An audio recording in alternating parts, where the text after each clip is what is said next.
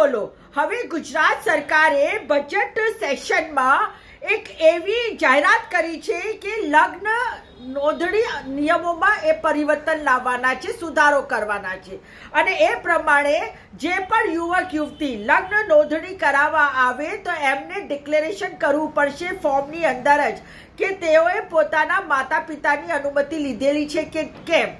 પછી 10 દિવસની અંદર સરકાર એમના માતા પિતાને જાણ કરશે કે તમારા પુત્ર કે પુત્રી તરફથી આવી લગ્ન નોંધણી કરવાની અરજી આવી છે અને ત્યારબાદ 30 દિવસ બાદ આ લગ્ન નોંધણીનું સર્ટિફિકેટ આપવામાં આવશે. હવે 9મું ધોરણ પાસ આપણા ડેપ્યુટી સીએમ હર્ષ સંઘવી શું કહે છે એ જરા 1 મિનિટ સાંભળી લઈએ. આ સંપૂર્ણ ડિટેલ એમના ઘરે મોકલી લેવામાં આવશે. હવે જોયું આપે આ 9મું પાસ વ્યક્તિ આપણને શીખવાડશે કે બંધારણ શું છે, એ આપણને શીખવાડશે કે કયા જાતના કાયદાઓ લાવવા જોઈએ. અરે કાયદા બનાવો પહેલા કમસે કમ તમે 12મું પાસ કરો, ગ્રેજ્યુએટ થાઓ, LLB ની ડિગ્રી લો, કંઈક ભણો લખો, આગળ આવો, ત્યાર પછી આવા કાયદાઓ પાસ કરો. તમને ખબર છે જરાય સાદાની સૂઝ પડે છે કે આવા કાયદાઓ હાઈકોર્ટોમાં અને સુપ્રીમ કોર્ટોમાં ના ચાલે. બધાને પોતાનો જીવન સાથી પસંદ કરવાનો અધિકાર છે અને ભારત દેશમાં તો વર્ણ વ્યવસ્થા ચાલે છે, જાતિગત વ્યવસ્થા ચાલે છે.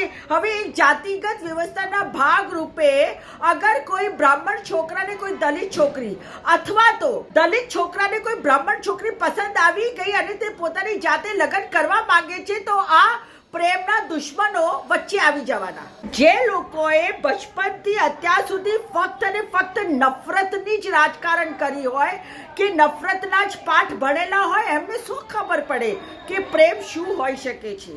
હવે લગ્ન નોંધણીની આ બધી પ્રક્રિયા ઉપર જો મા બાપનો અંકુશ આવશે તો પછી પ્રેમ કરનારા યુવક યુવતી છે ક્યાં જશે? અને આ તો બંધારણીય અધિકારો ઉપર તરાપ છે. આર્ટિકલ 21 નું રાઇટ ટુ લિબર્ટી ઉપર તરાપ છે, વ્યક્તિની પ્રાઇવેસી ઉપર તરાપ છે અને આવા ઘણા કેસો સુપ્રીમ કોર્ટે અને હાઈકોર્ટે જજમેન્ટમાં કીધેલા છે કે ભી કન્સેન્ટ થી જો મેરેજ થતા હોય તો પછી એની અંદર કોઈ પણ જાતનું કોઈનું પણ વિઘ્ન ન ચાલે જો છોકરી 18 વર્ષની હોય અને છોકરો 21 વર્ષનો હોય. હવે આવા નિયમોને બદલવાની જે વાત કરે છે આખરે ટકશે તો કેવી રીતે ટકશે? કડવું છે પણ સાચું છે.